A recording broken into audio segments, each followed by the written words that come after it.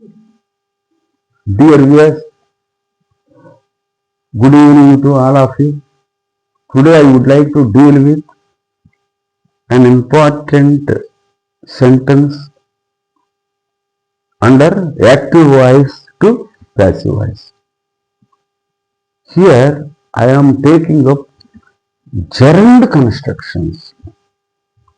అసలు జెరండ్ అంటే V1కి లింక్ చేర్చటం వల్ల టెన్స్లో కావాలనుకున్నట్లయితే మీరు ప్రజెంట్ పార్టిసిపల్ అవుతుంది, కంటిన్యూస్ టెన్స్లో వాడుకుంటారు. అదే ఈ వెర్బ్ని అంటే అదే ప్రజెంట్ పార్టిసిపల్ని నౌన్ మాదిరి కనుక వాడితే దాన్ని జెరండ్ అంటారు. నౌన్ మాదిరి వాడటం అంటే ఏంటి? వెర్బ్కి సబ్జెక్టుగా కానీ ఆబ్జెక్టుగా కానీ ప్రిపోజిషన్కి ఆబ్జెక్టుగా కానీ ఇలా వాడబడితే దాన్ని జెరండ్ అని అంటారు. Smoking is injurious to health అన్నాడు. ఈజ్ వెర్బ్, దాని సబ్జెక్ట్ ఏంది? స్మోకింగ్ కదా. అంటే ఒక నౌన్ మాదిరి వాడారు. Cigarettes are injurious to health అన్నాడు, అది నౌన్. అది దాని బదులు ఏమన్నాడు? స్మోకింగ్ అన్నాడు. అంటే ఈ వెర్బ్ తెచ్చి వెర్బ్కి సబ్జెక్ట్, అట్లే object.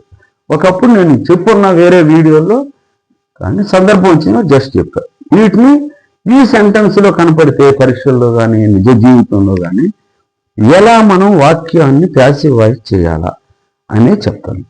Verbs such as recommend, suggest, propose, insist on or upon, advise etcetera plus gerund plus object are converted into passive voice as follows అన్నాడు. కొంచెం ఇంట్రెస్ట్గా ఓపిక్గా ఉంది, క్యాజువల్గా అయినటం.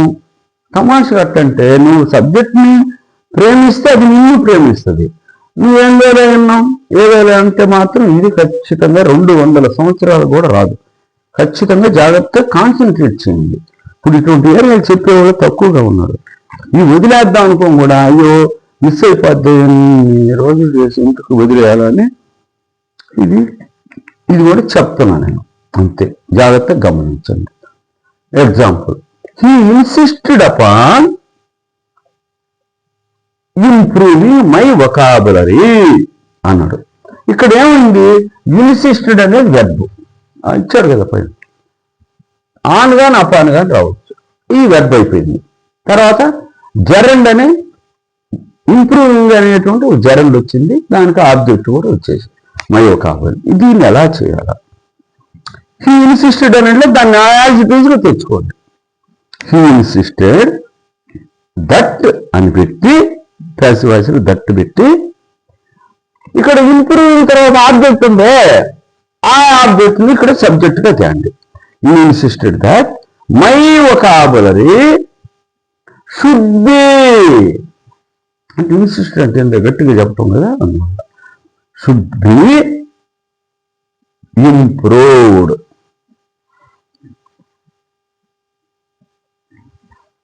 అని ఇచ్చాడు. అంటే బిఫోర్ వెర్బ్ ఇచ్చాడు, ఇంప్రూవ్డ్ ఇచ్చాడు. ఇక్కడ షుడ్ అనేటువంటి మోడల్ ఆక్సిలరీ తీసుకున్నాం.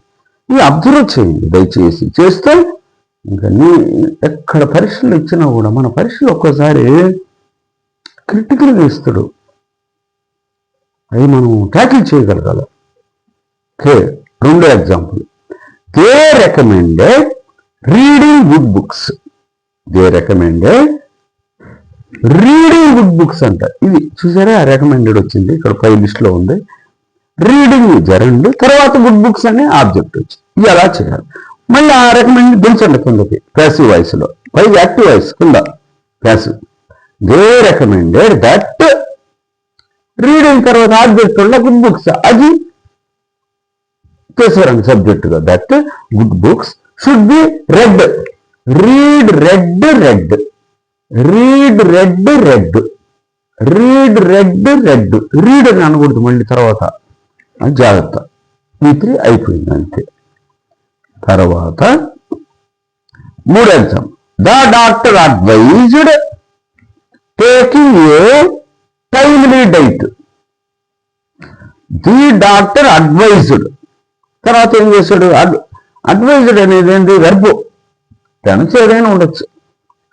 The doctor advise taking a timely diet. ఇప్పుడు పడితే అప్పుడు తినొద్దు, టైంకి తినండి అని సలహా ఇచ్చాడు. ఇక్కడ వెర్బ్ ఉంది, తర్వాత జెరండ్ వచ్చింది ఆబ్జెక్ట్. దీని ఆబ్జెక్ట్ జెరండ్ వచ్చింది. ఈ జెరండ్ కూడా ట్రాన్సిటివ్ వెర్బ్ కాబట్టి జెరండ్ ఏదైనా కావచ్చు, ట్రాన్సిటివ్ ఇంట్రాన్సిటివ్. దీనికి ఆబ్జెక్ట్ మళ్ళీ దీన్ని చదువుకుంటే ఇక్కడ ఏం చేయాలి? ది డాక్టర్ అడ్వైజ్డ్ అంటే దాన్ని యాజిటివ్ పెంచండి. The doctor advised. ఇక్కడ ఆబ్జెక్ట్ ఉంది, చివరి అది ముందు చేస్తున్నాను. Advised A timely diet should be taken అన్నాడు. ఈ ఎగ్జాంపుల్ చేసుకుంటూ వస్తే మీకు అమోఘమైన ఆశ్చర్యకరమైన కమాండ్ వస్తుంది. You can speak very good English, you can communicate excellently, convincingly. ఇది కూడా అదొక రకమైన కాన్సెప్ట్. జాగ్రత్త. జెరండ్ ఇచ్చినా కూడా భయపడలేదు నా స్టూడెంట్స్.